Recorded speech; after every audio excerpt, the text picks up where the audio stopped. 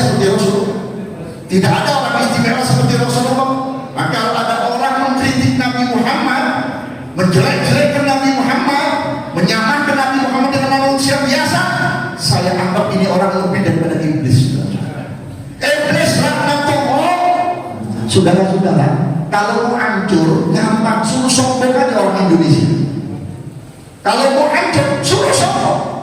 Anda lihat Fir'aun hancur karena sombong, Namrud hancur karena sombong, Korun hancur karena sombong, Van der Pas hancur karena sombong.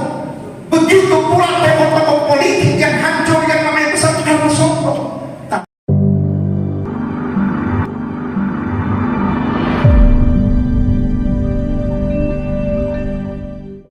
Subhanahu wa ta'ala. Alhamdulillah, malam ini kita memasuki bulan Muharram 1443 Hijriah, yang mana usia kita sudah berkurang, umur kita sudah berkurang. Semoga Allah panjangkan umur kita dalam keadaan sehat walafiat. Dalam sisa umur kita hendaknya kita gunakan untuk mendekatkan diri kepada Allah, bertobat kepada Allah, karena tidak tahu kapan kita akan mati. Terlebih-lebih di akhir zaman ini orang mati tidak pakai sakit. Nabi sudah mengisyaratkan 14-15 abad yang lalu, sayusibu ala ummati mautan faja'ah, bakal melanda kepada umatku mati mendadak. Yang tua yang sakit bengek gak mati-mati, anak muda mati gara-gara jatuh di motor. Kita gak tahu, saudara-saudara. Maka oleh karena itu datangnya bulan Hijriah, kata Nabi SAW, Nabi mengatakan Hijriah ini merupakan bulannya umat Islam, bulan untuk koreksi diri. Sehingga Nabi mengatakan la hijrata ba'dal fath wala jihad wadiyah. Setelah hijrahnya Nabi Muhammad, tidak ada hijrah lagi, kecuali setelah pembukaan kota Mekah, tidak ada lagi hijrah kecuali niat yang baik dan perjuangan untuk kita semua umat Islam. Perjuangan untuk apa? Terutama perbaikan diri. Kalau kita ingin memperjuangkan negeri, perbaiki diri kita, perbaiki keluarga kita, perbaiki masyarakat kita, dan perbaiki anak dan keturunan kita. Saya bersyukur kepada Allah Subhanahu wa ta'ala, tanpa disangka, tanpa diduga, orang seperti Habib Hasan bisa membangun pondok pesantren begini besarnya. Saudara-saudara hadirin, pondok pesantren ini kalau kata saya, ibarat kata orang nalangin duit.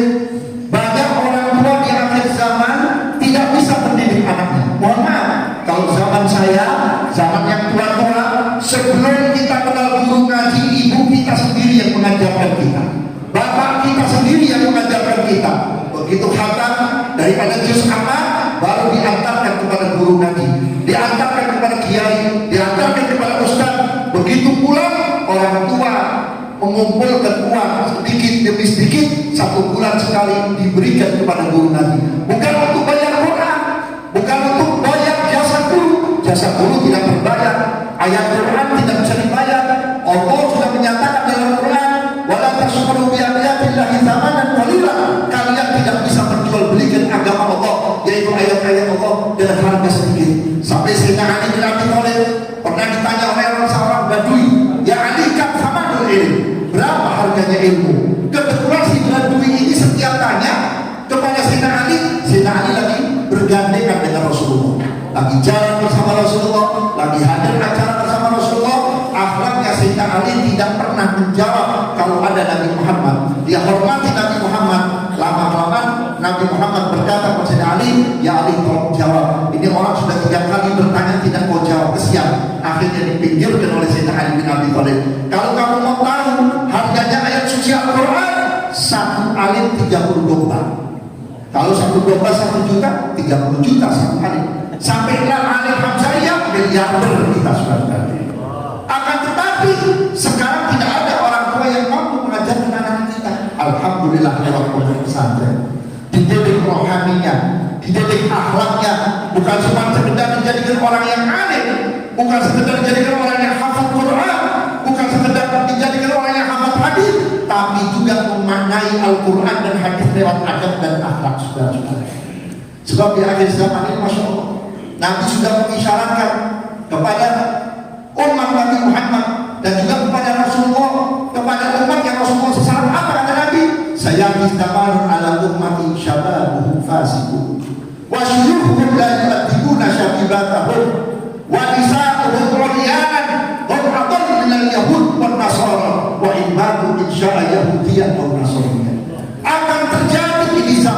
sudah terjadi, bukan akhir zaman lagi. Ini sudah terjadi.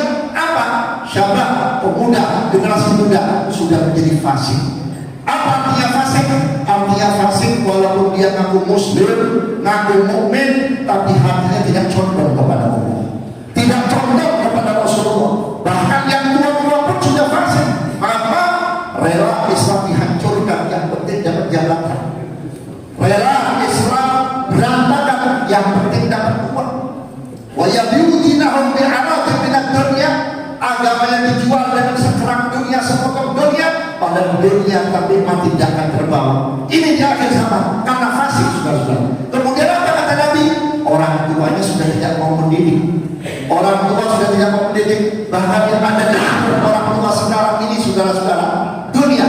Sehingga anak-anak kita kalau mau sekolah, nggak usah ngaji, nggak usah ke pesantren, masa depannya turun, nggak bisa melamar kerja karena kamu nggak punya ijazah.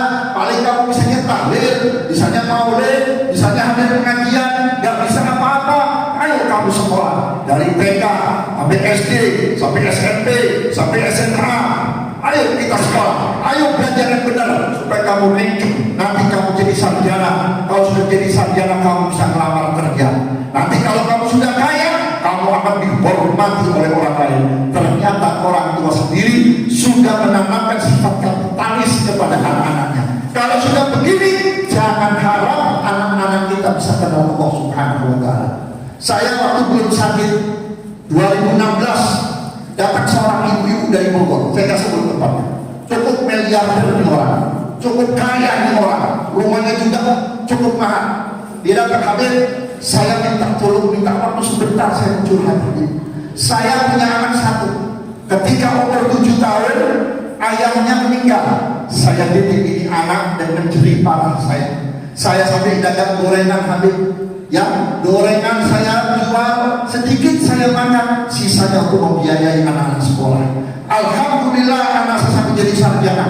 Kemudian anak saya sampai kerja di Jakarta dengan gajinya kurang lebih 7 juta satu bulan. Itu tahun 2016. Ketika anak saya sudah kaya raya, dia beli rumah di Jakarta Bogor, rumah yang cukup mahal dan mewah. Saya sebagai ibu yang datang dari kampung-kampungnya si Om asal nggak salah, tapi saya nggak sebutin RT RW-nya. Dia datang, si ibu ini bukan datang karena bangga anaknya kaya, bukan datang bangga karena anaknya punya rumah, tidak. Dia pengen melihat anaknya bahagia atau tidak. Subhanallah, begitu datang ibu ini tahu, ibu ini ingat, oh iya anak saya doyan makan ini, doyan jajanan ini, dibuatin masakan, kue dan sebagainya. Lillahi ta'ala, si ibu naik angkot, dari angkot ke angkot, masuk naik becak, begitu sampai di depan rumah sang anak, anaknya sedang berdiri dengan tetangganya. Lalu si tetangga berkata, Bang, itu ada ibu-ibu dari tadi ngeliatin abang. Begitu nengok, oh itu pembantu saya. Itu pembantu saya. Saya katakan, gue yang salah bukan anak ibu, ibu. Loh, kok Habib nyalain saya? Seandainya dari kecil dibawa ke Nurul Fatah, dibawa ke rumah ajengan, di rumah pesantren, di madrasah, tidak akan tumbuh takabur seorang anak sekalipun jadi anak. Seandainya kata dia kaya, dia tidak akan sombong. Andai kata dia pintar, dia tidak akan sombong. Kenapa? Karena seluruh ulama dan habaib, seluruh pondok pesantren dan madrasah mengenalkan anak-anak kita bersifat-sifat Nabi Muhammad.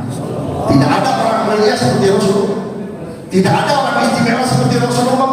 Maka kalau ada orang mengkritik Nabi Muhammad, menjelek-jelekkan Nabi Muhammad, menyamakan Nabi Muhammad dengan manusia biasa, saya anggap ini orang lebih daripada iblis. Iblis laknatullah. Kenapa? Dia dilaknat oleh Allah. Satu, dia sombong kepada Adam. Yang kedua, dia iri dengan kemuliaan Nabi Muhammad. Iblis 80.000 tahun dia sujud kepada Allah. Nabi Muhammad belum ada, tapi sudah terukir di gerbang surga. Apa-apa sebut Nabi Muhammad. Setiap Allah berbicara kepada para malaikatnya, diakhiri dengan kalimat apa? Shallu ala Muhammad. Di sini membuat iblis hasut dan dengki, saudara-saudara. Maka oleh karena itulah tidak ada orang sehebat Rasulullah. Mau cari gantengnya Rasulullah, ganteng Rasulullah, cakepnya Rasulullah, gak ada orang ganteng seperti Nabi Yusuf, ganteng, cakep, baru sekencang dari Nabi Muhammad. Tidak ada ibadah sehebat Nabi Muhammad. Tidak ada budi pekerti semuanya Nabi Muhammad, walaupun semua yang tidak punya akhlak, sampai dipuji oleh Allah dalam Quran, wa innaka la'ala khuluqin adzim. Innaka bukan untuk Musa, innaka bukan untuk Isa, innaka bukan untuk Ibrahim, innaka bukan untuk Daud, innaka untuk Muhammad sallallahu alaihi wasallam. Tapi Nabi Muhammad memiliki akhlak yang sangat luar biasa. Sampai seorang datang kepada sekali, ya Ali, bagaimana sih agungnya Rasulullah, akhlaknya Rasulullah, mulianya akhlak Rasulullah, bagaimana mau sampai dikultuskan oleh Allah, dipuji oleh Allah. Sehingga Sayyidina Ali berkata, kalau kamu mau tahu akhlaknya Rasulullah, mau tahu agung akhlaknya Rasulullah, kebesaran akhlaknya Rasulullah, kamu keluar dari rumahmu. Kebetulan di Sayyidina Ali itu ada lapangan pasir, ada padang pasir. Begitu keluar, kamu neterin berapa lebarnya, berapa panjangnya, terus kamu ambil butiran-butiran pasir, kamu hitung semuanya berapa. Angkat tangan si Badui, saya gak sanggup. Kalau itu tunjukkan salah satu sifat Nabi yang sangat menonjol. Dijawab Sayyidina Ali, at-tawadhu, merendah, tidak ada kesombongan. Saudara-saudara, kalau mau hancur, gampang, suruh sombong aja orang Indonesia. Kalau mau hancur, suruh sombong. Anda lihat Fir'aun hancur karena sombong, Namrud hancur karena sombong, Korun hancur karena sombong, Van der Plas hancur karena sombong. Begitu pula tokoh-tokoh politik yang hancur, yang namanya besar karena sombong. Tapi dengan ketawaduan inilah yang akan memuliakan kita. Makanya kalau anak kita ditaruh di pondok pesantren, saya yakin sampai mati tidak bakal lupa orang tua. Gak bakal lupa. Kenapa? Dia ajarkan di pondok pesantren ini. Kamu kenal masjid dorongan ibumu, kamu kenal pesantren perjuangan ibumu dan bapakmu yang mengantar kemari. Begitu sang anak alim, sang anak menjadi anak yang soleh, pertama difatihahkan sebelum wali-wali yang lain setelah Rasulullah dan orang tua. Betul tidak? Saya minggu kemarin selama di sini, saya sedikit ceritakan ketika seorang anak bangkit dari kubur. Begitu ketemu padang mahsyar yang begitu dahsyat, matahari sudah nempel di mulut kepala manusia. Si anak melihat ibunya menangis menjerit karena tenggelam dengan air keringatnya. Karena kepanasan, si anak berkata, ya Allah, kalau ada amalku yang kau terima, tolong ambil sedikit ya Allah, berikan kepada ibu bapak. Apa kata Allah? Hei hambaku, kalau kamu ikhlas ibadah kepada aku, akan aku masukkan kamu ke dalam surga.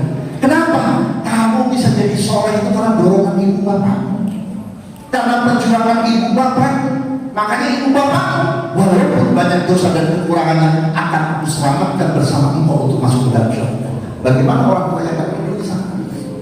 Bagaimana orang tua yang cuma pikirannya makan, jasmani dan sebagainya, rohaninya tidak? Begitu meninggal dunia, gak ada orang yang setia mendoakan kita kecuali anak yang soleh. Paling kita ditahlilin 3 hari, 7 hari, 40 hari, 100 hari. Begitu keluar berkatnya, begitu dikasih kitab Yasin, wala dibuka itu sudah Yasin, wala difatihahkan. Tapi kalau antum punya anak keluar dari Nurul Fatah, insya Allah jadi ulama yang soleh, punya jamaah yang banyak, punya murid yang banyak, punya pengajian di mana-mana. Sebelum membuka kitab, dia ingat ibu bapaknya. Mari kita bacakan Fatihah untuk almarhum ibu saya, bapak saya Al-Fatihah. Berapa orang yang baca Fatihah? Sedangkan satu huruf yang dibaca oleh seorang anak yang soleh, satu huruf 10 pahala. Alhamdulillah pahala. Sudah 50 pahala. Sampai wal-qalin amin berapa? Bagaimana kalau dibacakan surat Yasin, dibacakan surat-surat yang lain, dibacakan sholawat, niscaya kita akan kebanjiran amal dan pahala nanti di yaumil mahsyar. Maka oleh karena itu, antum tak usah khawatir. Nabi sudah berjanji, di mana ada seorang anak yang datang ke satu pondok pesantren untuk belajar agama, niscaya bapak dan ibunya diberi rezeki yang cukup untuk membiayai seorang anak. Insya Allah, saya belum pernah ketemu ada orang tua jual motor gara-gara anaknya di pesantren. Saya belum pernah lihat ada orang tua jual rumah gara-gara anaknya di pesantren. Tapi tidak sedikit orang tua jual sawah untuk anaknya kuliah, untuk anaknya jadi seorang dosen dan sebagainya, seorang sarjana dan sebagainya.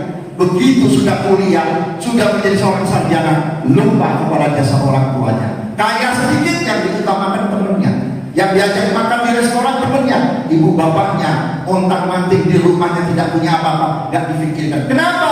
Karena sekolahan tanpa agama tidak akan mendidik anak kita menjadi sampai orang tua. Akhirul kalam. Assalamualaikum warahmatullahi wabarakatuh.